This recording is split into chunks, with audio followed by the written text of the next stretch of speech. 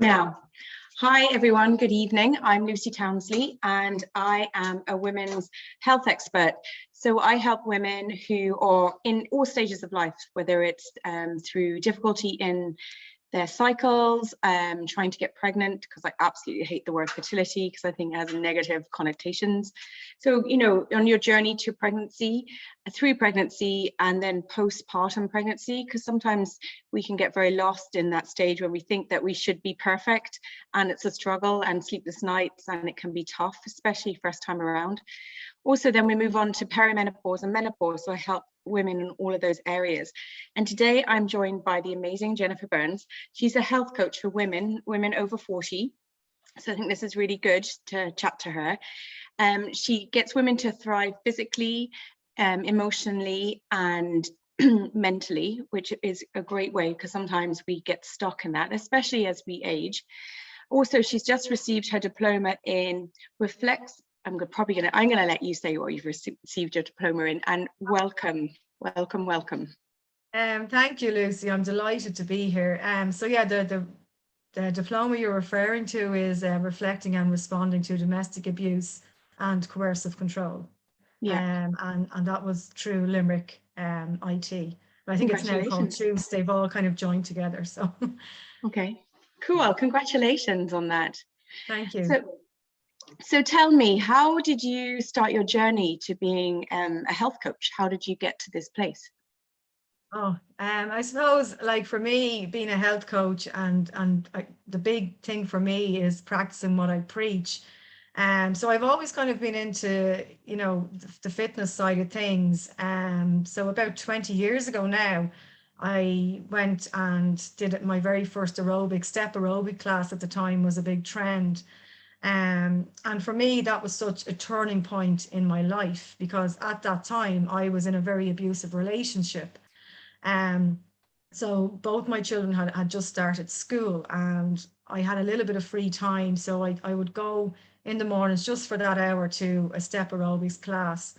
And that's kind of where my journey started here in a local gym. And it just went full circle, and I ended up going back to that same gym and opening my own office with my personal training, nutrition coaching, and all that as well. So it's amazing how, life can pan out and opportunities that can arise from just that one small step from me 20 years ago. Okay, you're going to have to go back a little bit because I'm not sure if you froze or I froze, probably. Okay. So you started in the gym. You were saying about you had 20 that years hour. ago. Yeah. I don't know whether you got the point where I was saying that was kind of like an escapism for me, that 1 hour in the day, in my journey of, I suppose, getting me through and really difficult times in my life. Mm-hmm. And as I said, that full circle, I started off in that local gym 20 years ago, and the full circle around, I ended up going back there, having my own office, opening my own business, personal training, nutrition coaching. So that's kind of where the health coaching came about. I suppose with COVID and all that, obviously everything had to go online and things like that. So I developed my own signature program, which incorporates all my experience from the gym, my personal training, nutrition coaching, and then obviously then my experience of breaking free from a very abusive relationship. Tell me more about that. How did you break free? Oh gosh. Well, I suppose, without going into it too much, bit by bit, I started gaining, I suppose, a little bit of confidence in myself. Both my children were in school, and as I got older, it got a little bit easier for me to have a little bit more time. I went back into education. I went to my local VTOS school here in Leixup. And from there, they encouraged me to go on into college. So like, obviously that's over, you're talking over between 6 and 8 years. So that's actually hard. Sorry, I'm interrupting you. That's actually hard doing that with 2 small children as well. It was really difficult, extremely difficult. And then, of course, in the background, I had a lot of other stuff, personal issues going on. And I was in that relationship in total for 10 years. So right through my late 20s into my 30s.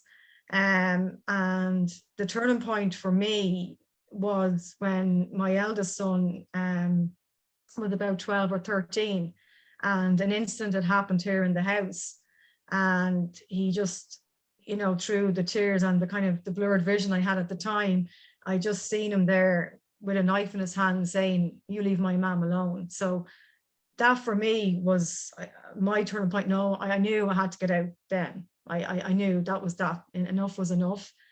And yeah, I kind of, I suppose, started bit by bit. It wasn't easy. It took me 2 years to finally get him out of the house.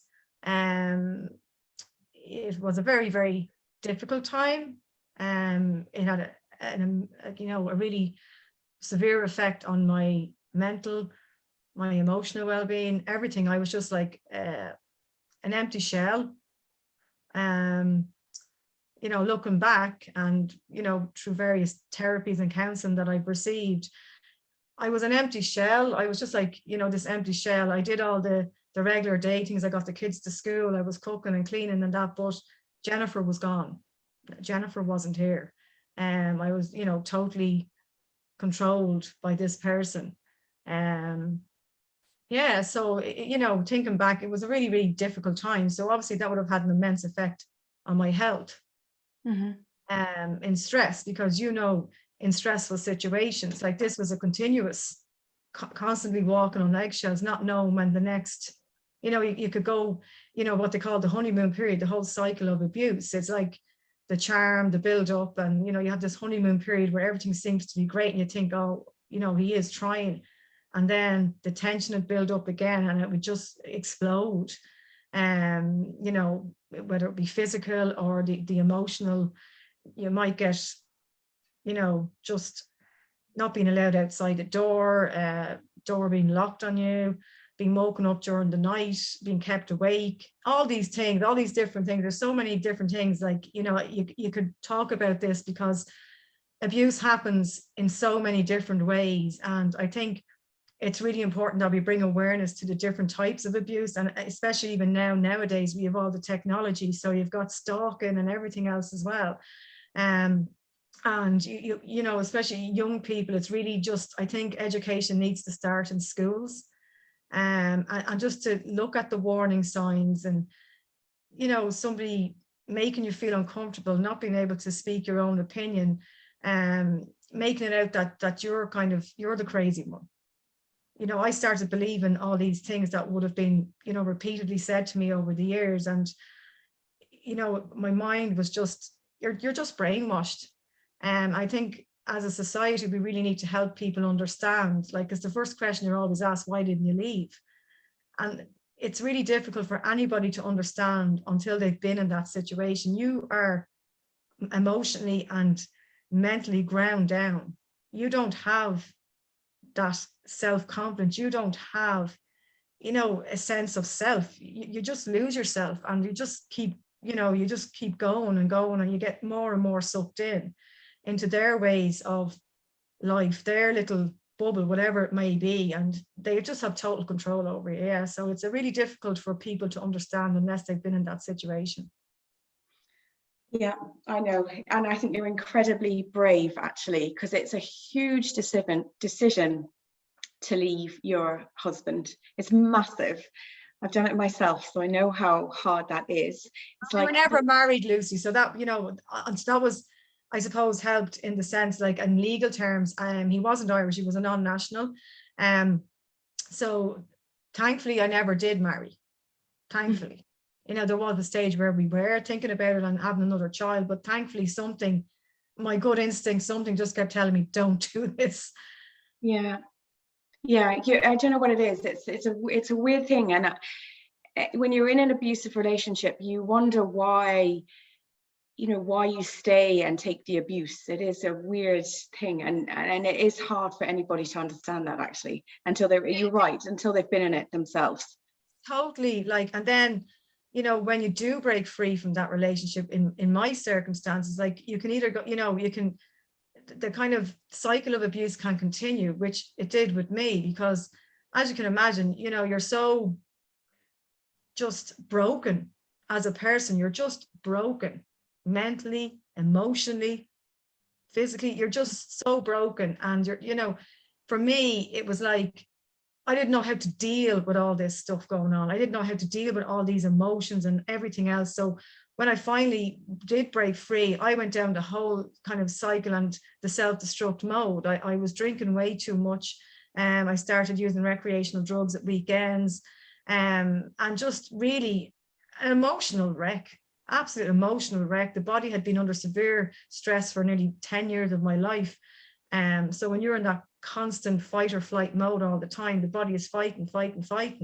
I just total burnout, just totally a wreck, an absolute wreck. So yeah, I had to just step by step build myself back up again. And that's what I've been doing the last 8 years. So it's been great. My life really did begin at 40. You're incredible, because I think it doesn't matter if you're in a married or not married. If you're in that type of relationship, reach out and get help some way, because there is help out there, and there's plenty of women that will help women, or men that will help you, whatever, just to get yourself out of that situation. And it takes, you have to be so incredibly brave to make that first step, because the way I described it was like jumping off a cliff, because you have no idea where you're going to land, like no idea. You land in your head, your backside, in the water, out the water, on the rocks, whatever, you just have no idea. And then it's funny, the support that you get, it's amazing the support that you get actually when you actually do it. The support you get is phenomenal from your friends. It's phenomenal, I have to say. It is. Well, that's what I found anyway. My friends really supported me. And it's difficult when you have young children as well. Like that's a big thing too. When you've two, like your child was 13, and what age was your other one? My eldest son wasn't his dad. I met him when my eldest son was 3. Okay. And then I had my second son with him very, very quickly. Yeah. So, so it's really brave to leave, to get him out of the house, or leave the house yourself with 2 small children. It's incredibly brave. Really, really brave. It is. And I think women who escape these type of relationships, I don't know if you've seen the ad recently, but they are the world's strongest women in my eyes. They are. Because it's generally really are. And anyone that's done it or thinking about doing it, it's a good decision. It is a good decision. If it's where if it's a place that you don't want to be, life is too short to be. It is, and if it's safe, because obviously if it's not safe to leave right now, it's about getting help with assistance in, leaving in a safe way, because obviously it can be very, very dangerous. That moving away from an abuser. So that's just to stress that point, that make sure you do have a safe path and a safe escape route, I suppose, as well. That's really good advice, actually. Very good advice. Incredible. So what was your first step? What did you do to start your recovery journey? Because you look fantastic now. You look happy. I suppose bit by bit, like I said, I had to gain my confidence back and build Jennifer back up and really look at who I was and what I wanted. And like that, the first stepping stone would have been obviously, the education side of things. So it was between when I finished in Vitas, and as I said in the background, all this was going on, and I finally did break free from him. I would have been just started in Maynooth College.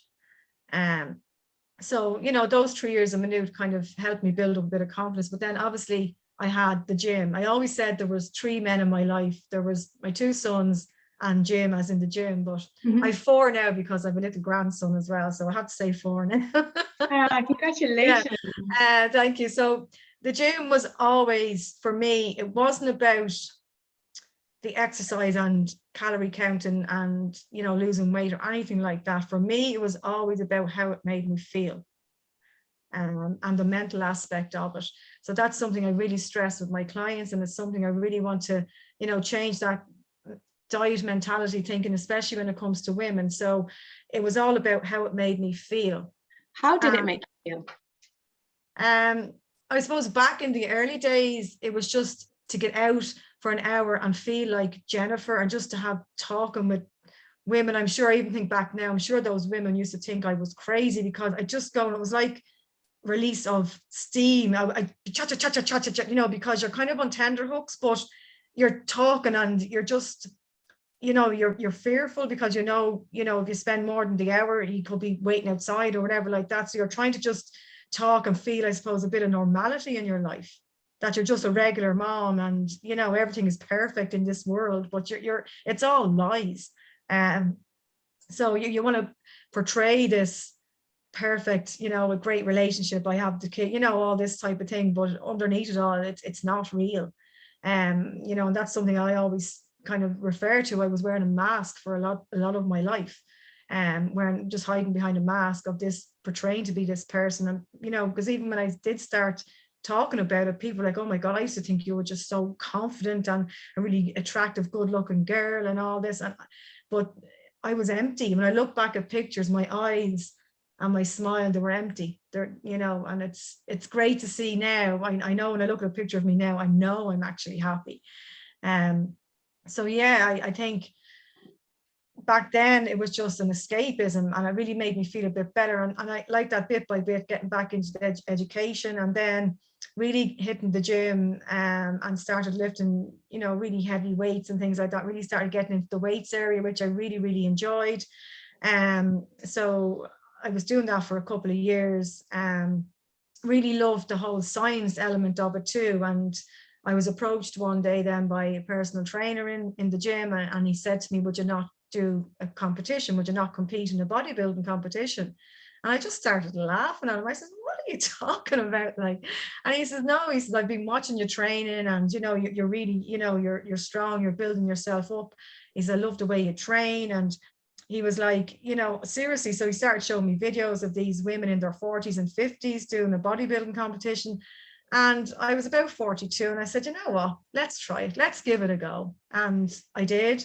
And I stepped out in my first competition at 43. Hadn't a clue what I was doing, but I enjoyed the journey of it. I enjoyed the process of it. I enjoyed learning. I enjoyed watching my body change. Not, like I said, for aesthetics. It was how it made me feel. And I think for me, that was my turning point at 43 when I stepped out on that stage in a bikini, looking like I'd been tangoed. But it was, you know, it was, I felt fearful, but it was a really fearful moment, as in an empowering moment. I felt like I was this phoenix rising from the ashes. And, you know, I was just like, felt like I was just sticking my two fingers up at the world, and especially at him, and saying, look at me now. I felt strong. I felt confident in myself. And I remember just laughing, because my sister just said, Jennifer, you've got a six pack. But I never even copped that, because I wasn't thinking of it as in aesthetics. And, you know, the way bodybuilding competitions are kind of judged, it's all about the aesthetics and the muscles and, you know, proportions and things like that. I wasn't even thinking of that. For me, it was just about the journey, how it made me feel as a person, and stepping out on that stage. I was proud of myself. I really was proud of myself. And I didn't proud of you. And I wasn't even there. Oh, that's phenomenal. Wow. Yeah, and how did you do in your first competition? How did it go? It went great. I was just so happy just to, you know, get up there and not trip over. And, you know, I had to do a kind of a dance routine. I've never danced in my life. So I just kind of made it up as I went along. But it was great. And I got a medal. Like, it was a tough category. It was the physique category, and a lot of women there. Obviously, I think there was 12 or 13, so only the first three will place. But I was just so happy to compete and do it. So then I entered the second one then, and I did that the following year. But yeah, I thoroughly enjoyed the whole process of it. And like I said, I went, and because I enjoyed that so much, I studied, I got my personal training certification as well. And I can also coach bodybuilding physique if that's the route I wanted to take. But for me, it's just to prove to women, like, it doesn't matter what age you are or whatever, you can achieve whatever you want to achieve, whatever that may be. And yeah, so it was really exciting, and I enjoyed it, and I would love to do another one in my 50s. Yeah. Like, obviously the body needs to take a break. I'm going through perimenopause and that as well. So I don't want to put too much stress or pressure on me, because it was intense training. I was training 6 days a week. And, you know, for me, it was great at the time. It was a challenge, but now I enjoy the balance of 3 or 4 days weight training, and then I love my hiking and getting out in nature and all that. So yeah, it's a mix now. You're going to watch this space for when you're 50. We'll be looking out for you at the bodybuilding. So that there is a fear, right? And probably as well for me, you know, the way when you're starting in the gym, right? Because you're always looking at these beautiful bodies who are super fit and wearing all these slinky gear, and then you could be like overweight, maybe not, your energy isn't right because you're not sleeping because of menopause possibly, or do you know, like, how it's that first step, isn't it? You know, having the confidence to go in and not be embarrassed about your shape or the fact that you've allowed yourself to get so unfit. I think that's something like why I built my signature course, Lucy, is because it's all about loving yourself from the inside out. It's about accepting who you are, your body, scars, whatever. You know, I have a lot of emotional scars and things like that. So, you know, I felt a lot of guilt and shame around, you know, how I ended up in an abusive relationship and abusing myself and my body. So it's about focusing on you. Nobody else matters, and making you a priority. So if you want to, like, I'm not saying the gym is for everybody, but I do recommend all women to do some form of resistance training, especially as we come to the menopausal age, to help the onset of osteoporosis and things like that. And of course, to age strong with strong muscles and joint mobility and all the added benefits that we get from doing resistance training. And, you know, I suppose a lot of women over the years, and the whole diet mindset, which is something I'm trying to change, it was all about the cardio, and they'd be running on the treadmills and all the HIIT classes, and, you know, not saying there's anything wrong with them, but if you're serious about body composition, which what it is, the toned look, is you need to build lean muscle mass in the body and reduce body fat. And that's where the whole toned out look comes from. And the whole science and concept behind that, if you want to build muscle mass, firstly, you need to eat. You have to stop starving yourself and trying to survive on 1,200 calories a day. It's not going to work. And B, you need to lift some heavy weights. And that's how you get the toned look. It's not by pounding treadmills or HIIT classes or any of these, you know, whatever insanity workouts. Yes, they're great as a community aspect of things. I'm not knocking them. They're great. They do have their place. But if you're serious about body composition, it's down to, like, obviously eating well, doing resistance training, lifting heavy weights. So, you know, it's trying to help women understand that they're not going to end up looking muscly and like a man. No. That was going to be my question, because often don't be afraid of weights. Don't be afraid of the weight section. That's what I always say to women in the gym. Get over into the middle of that weight section. Never mind the men. I know, because that's what women think, that they're going to build them muscle their shoulders up and look like a rugby player as opposed to a feminine figure. I look like a rugby player. No, you do not. But, you know, that's a concept that we, you know, is kind of in our heads, that we, you know, if we have too much muscle, that, you know, you look big. Yeah. But So that's that's the way we've been led to believe over the years, is that whole diet mentality and that whole diet mindset. So thankfully, I can see a shift within the industry, and there's a lot of coaches like myself who are all about health and helping people really understand that it's not about the hour in the gym. There's so many other factors involved when it comes to your physical health. You know, you've got stress factors. Sleep and recovery is number one first. You know, movement, looking at your gut, your digestion, all these things. And then obviously the wider circle then of looking at your emotional well-being, your mental well-being, your relational health, how are your relationship with others, those around you. Another one is existential health, which is something I'm big on, is actually helping people, like especially women, bring awareness to the actions and their behaviors, and understanding like why they're doing what they're doing. So have purpose and intent behind things, if that makes sense. Yeah, absolutely. Because like probably maybe eating habits or sugar addiction, that would be my big thing, you know, reaching for the sugar hit after something to eat. There's no such thing as the sugar addiction. And so that's another, kind of thing out there in the whole health and diet and gurus, all these influencers that have. So, basically, it's about nourishing yourself, making sure you're getting enough nutrients. So it's about adding to your diet. It's not about taking away. I still have my chocolate every day. I still enjoy cake or scones, whatever it might be. So it's just helping women understand that and have a better relationship with food. Get rid of all these labels like clean food, whatever you want to call it. Food is food. Yes, some is more nutritious than others. So it's all about understanding what food can do for us. Food is a messenger.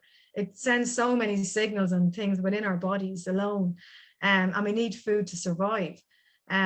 So I think when you learn to really start accepting and loving you as a person, you want to look after you. Like your body, your body's a temple. So you want to nourish it well. And find things that work for you. I would have, say, for instance, clients coming to me, oh, carbs bloat me. And I'm okay, that's fine. But it's paring that back and taking a look, well, where are you eating your meals? Are you sitting down? Are you chewing your food? Small little changes like that. And then they can realize, okay, so carbs actually aren't really bloating me out that much. It's how I'm eating. It's where I'm eating. Am I just shoving food down my neck? Am I constantly on the go eating? Like our bodies need to go into that, parasympathetic, like, the rest and digest mode before we even eat a meal. So something as simple as sitting at the table and taking 5 deep breaths before you eat your meal is going to help aid digestion. And then go for maybe a 20-minute walk after you've had a substantial meal, like a dinner or something like that. So it's all of these smaller steps first. We all tend to jump to, oh yeah, it's the carbs that are making me fat, or it's the sugar that's making me this, that, and the other. But it's actually paring that back and getting a better understanding about, it's all about awareness around your habits, your behaviors, your lifestyle. And once you get that, everything else will improve. Like, even though my program, I don't advertise it as a weight loss program, you will lose weight on it. But I don't want to advertise it as, a weight loss program, scales, all these things. There's so many other factors that can help you realize that you're progressing. You're sleeping better, you've got more energy, your clothes are fitting you better. All of this without having to step on the scales. Scales have their place, but not for the general population. They don't need to have to step on scales and things like that. I know that's something I don't expect my clients to do. If they want to, it's fine. But if I feel a client has maybe a really unhealthy relationship with scales and that has a history of yo-yo dieting and things like that, I would be kind of advertising, kind of advising them to look at other kind of milestones that they're hitting rather than focusing on weight every week, because weight can fluctuate so much.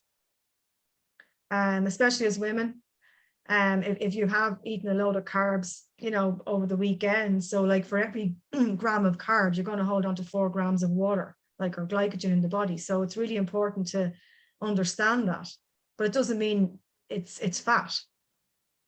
There's so many factors as to why. That's why I hate all these stepping on the scales, the slimming clubs, all this every week, your weekly weigh-ins, because if you haven't gone to the toilet, if you haven't slept well the night before, if you've had a stressful week, all of these things can add up to, not losing weight.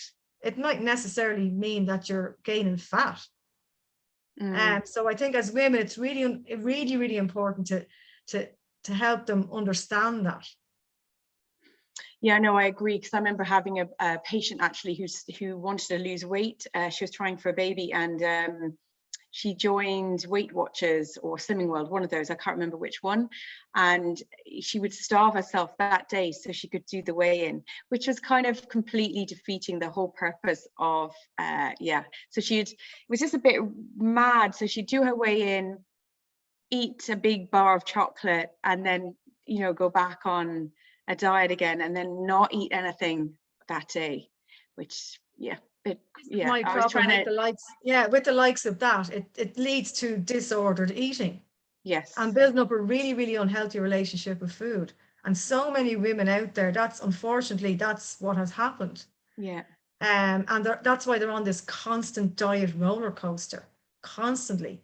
And you know, the older we get, the harder it is. So that's why it's really important to, you know, just get the basics, get the foundations right. And it's just by small little improvements in your diet and understanding without having to think about diet mentality. And that's something that I'm really, really passionate about, is to help women understand that, is to gain more awareness towards, you know, around their own bodies, to help them understand how the body works and why we need good foods, and to stop, you know, labeling foods and constantly thinking of calorie counting and all that, and macronutrients. And that you don't, the general population don't need to, you know, gain that level of information. There's so much information out there, free information, and everybody has access to the information. Everybody knows what to do. Everybody knows how to eat healthily, whatever it is, but it's the action. It's actually doing it.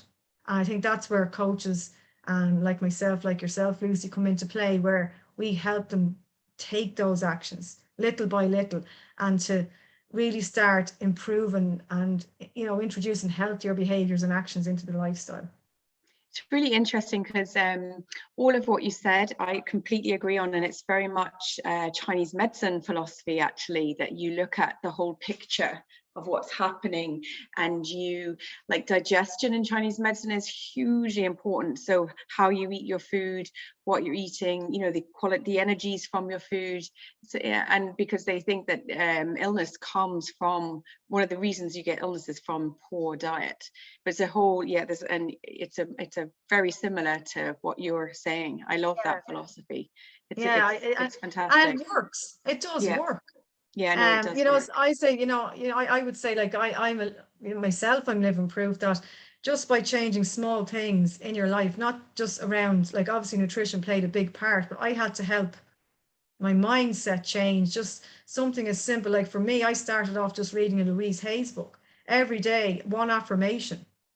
Yeah, she's lovely. I love and her getting books. out into nature. So, like, I help, you know, helping clients build their daily non-negotiables, as what I would say. So, like, the daily non-negotiables for me every day is just to read something, whether it's an affirmation. At the minute I'm reading the Daily Stoic, it's like a meditation, and you know, on the art of living, on wisdom, perseverance, and the art of living. It's called the Daily Stoic.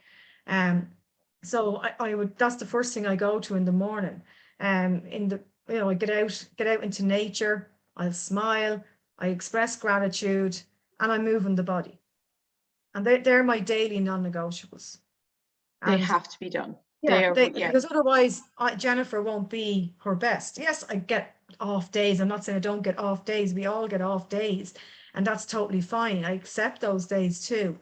But, you know, in order for me to continue being the best version of me and giving my best version of me to those around me, these are my daily non-negotiables. And this is why it's so important as women, we need to prioritize our own health and well-being, because at the end of the day, we can't pour from an empty cup.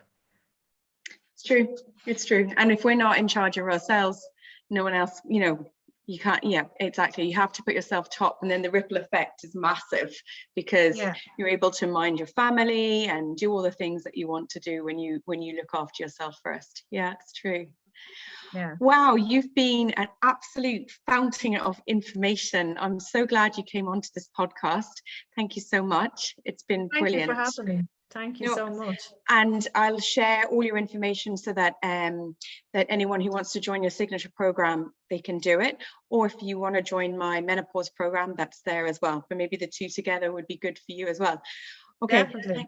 Thanks so much. Thank you so much, Lucy.